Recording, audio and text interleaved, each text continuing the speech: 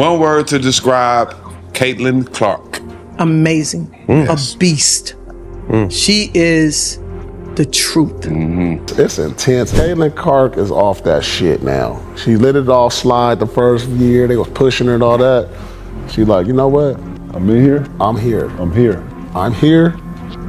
And this is what it's going to be this year. Caitlin Clark finally stood up for herself. No more staying quiet. There's hype, and then there's impact. Most rookies enter the league, quietly finding their footing, earning respect, adjusting to the speed of the game. But Caitlin Clark? She skipped the slow build entirely. She arrived loud, fearless, and unapologetically confident. From logo range threes that felt like statements to no-look passes only she could see. Clark didn't wait for the spotlight. She owned it from day one.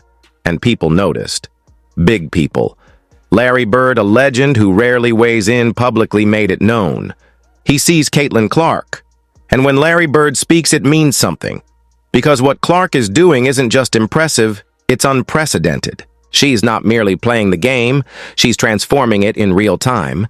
Caitlin Clark hasn't just arrived.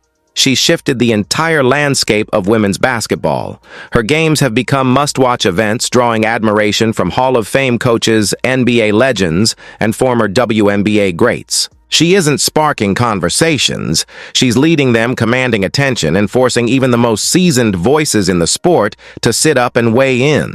This isn't a moment, it's a movement.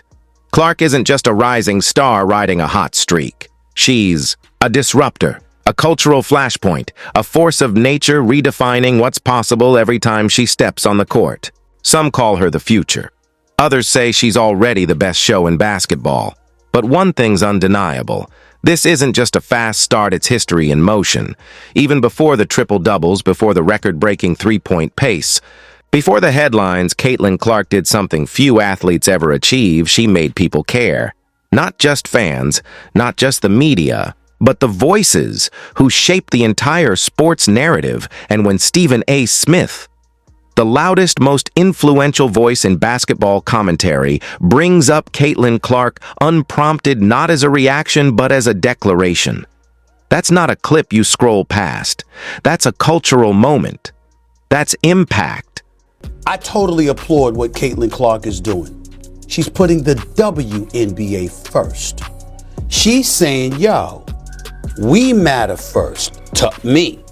We should matter first to the ladies. This is one of the most outspoken figures in sports media, man known for being sharp, critical, and unapologetically unfiltered. And yet he's not just defending Caitlin Clark, he's celebrating her.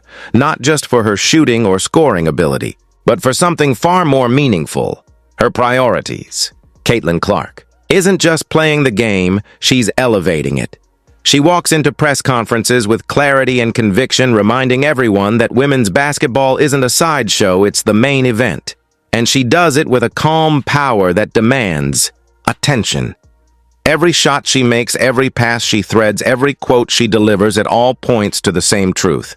She's not just here for herself. She's here to carry the league forward, to lift the sport and the women in it. NBA media sees it, and slowly, so does the world.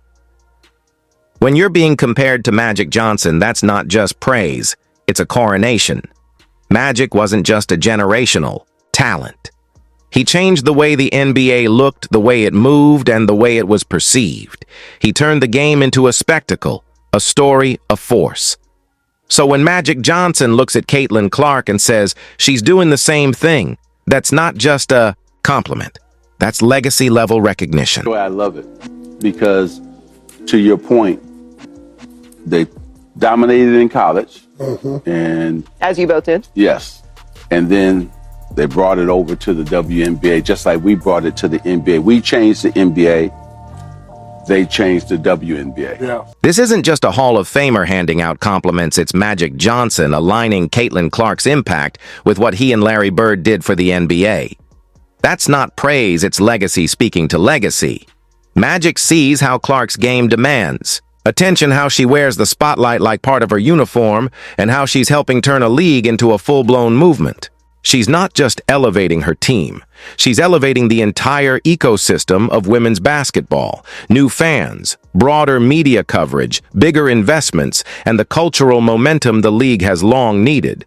When Magic draws a line between what Clark is doing now and what changed the NBA forever in the 1980s, it's more than validation. It's history recognizing itself in the making. And if that weren't enough, consider what it means when one of the greatest coaches in the history of the sport says he would have loved to coach her. You listen. Coach Mike Krzyzewski, coach.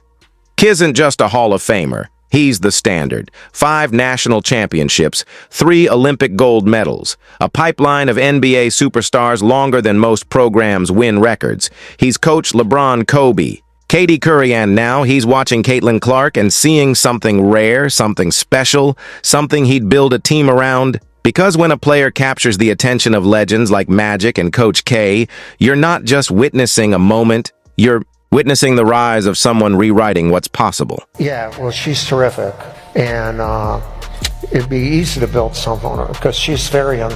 The best thing she does is pass. She's a magical passer, and she has a great feel for the game. So, I mean, what her coach did, I would have done exactly what she did.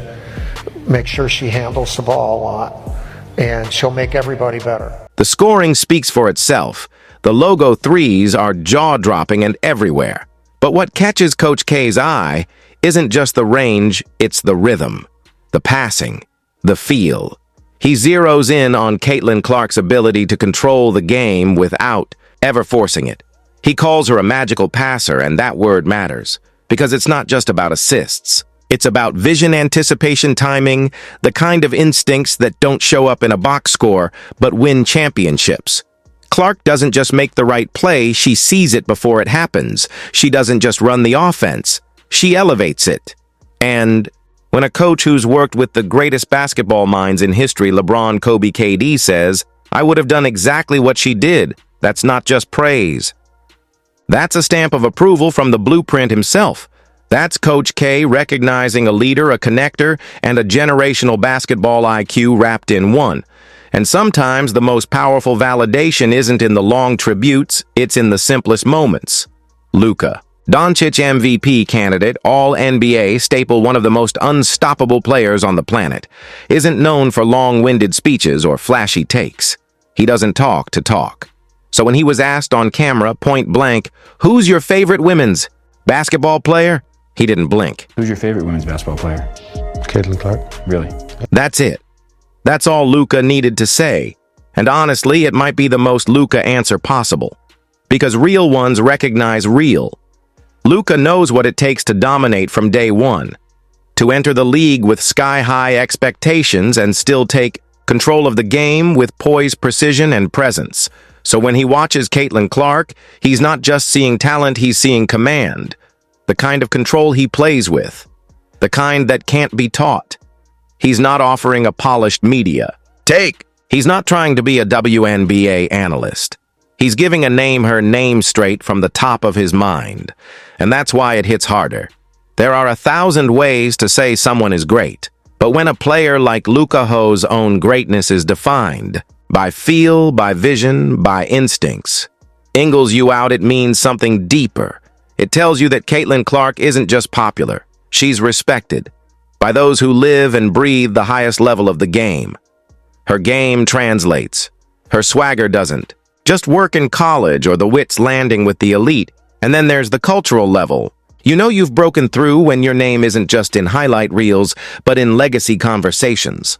Colin Cowherd doesn't throw around comparisons for shock value. He builds narratives. He connects athletes to movements, sports to society. So when he starts listing names like Tiger Woods, LeBron James, Taylor Swift, he's not just talking about success. He's talking about impact, about people who didn't just dominate their field, they changed how the field was seen, and then without hesitation, he adds, Caitlin Clark. That's not just recognition, that's cultural elevation. Angel Reese is a good player. She's not a phenomenon. Tiger was. LeBron was. Taylor Swift is. Caitlin Clark is. Flagrant foul that she committed the other day.